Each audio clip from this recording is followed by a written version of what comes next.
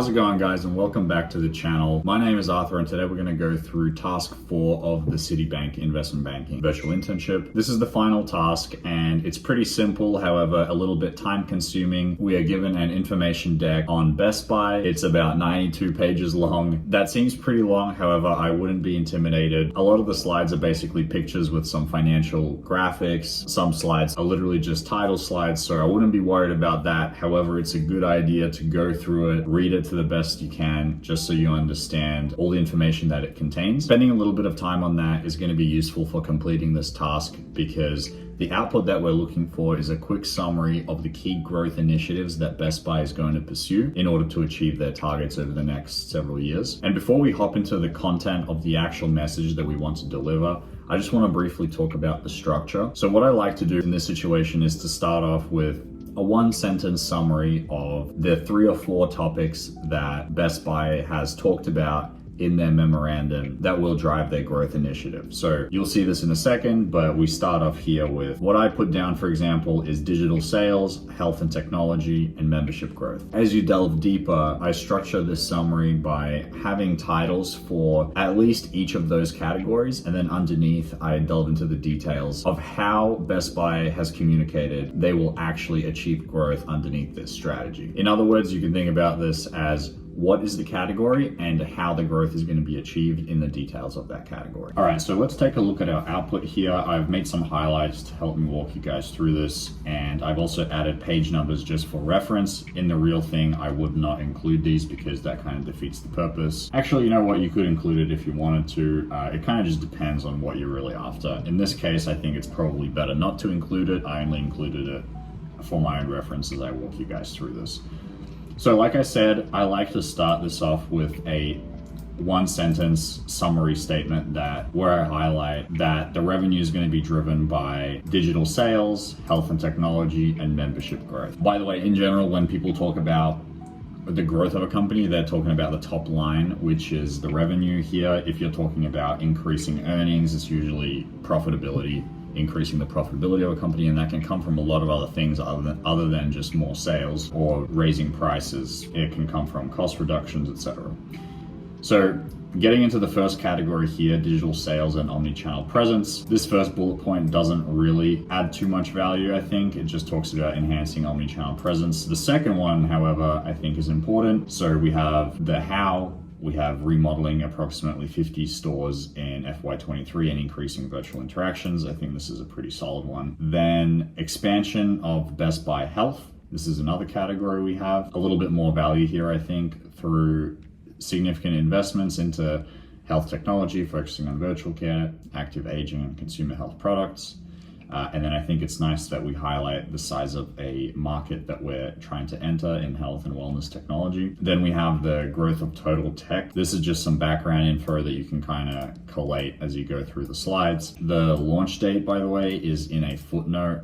Pretty easy to miss, so I thought it might be nice to include it there. The biggest value add here is that it provides recurring revenue and potential additional product sales due to the subscription model. Then we have a category expansion category: fitness, wellness, personal, electric transportation, outdoor living, broadening its market, increasing revenue streams.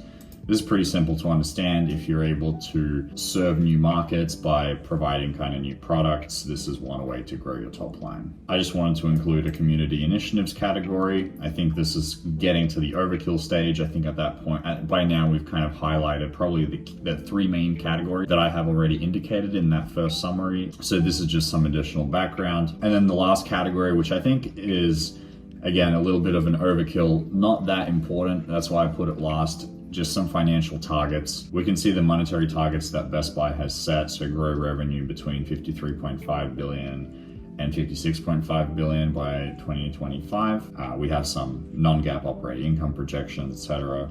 Again, I think this here is exactly what I'm talking about when I'm saying this actually doesn't provide that much value. It's not very difficult to open up the book and then just see those numbers right there. A lot of the financial detail is usually at the back of the book. The first thing that I usually do is when I open up the book, I just go all the way down to see the breakout of The income statement, balance sheet sometimes is a free cash flow statement, so you can just take a look at that. And then I think this part here is okay. That's why I highlighted it. So the company will focus on cost reductions and efficiencies to improve profitability. And there you have it. That's it. That's a quick summary. Like I said, if in reality, if you were a little bit time pressed and you had to prioritize, I would leave the digital sales category, the health technology, and the membership growth. I think these are the levers that are actually being pulled more than the other categories that I discussed that are increasing the company's revenue growth. So I think it would be a little bit cleaner if you just highlighted those as categories and wrote a couple bullet points on each of those. One other thing that you will notice in my response is I think I went a little bit overboard on quoting some financials, some percentages, things of that nature. I think the key thing that you really want to try and capture is the story and the actual how. Again, the context of this is you're sending this to your MD or somebody higher up that is trying to get a quick overview of what Best Buy is doing. The greatest value add that you can provide is succinctly presenting Best Buy's growth strategy under each of those different categories.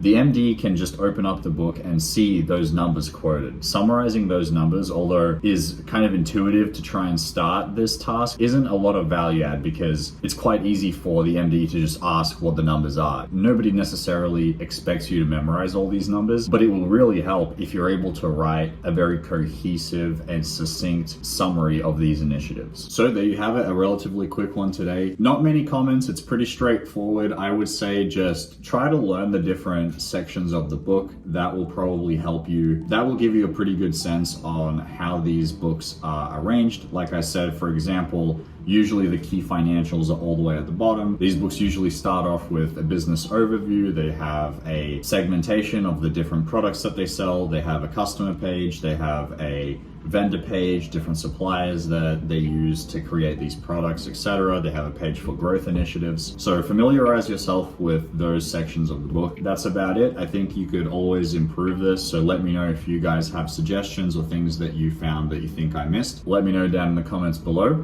Thank you guys so much for watching, and I'll see you in the next video.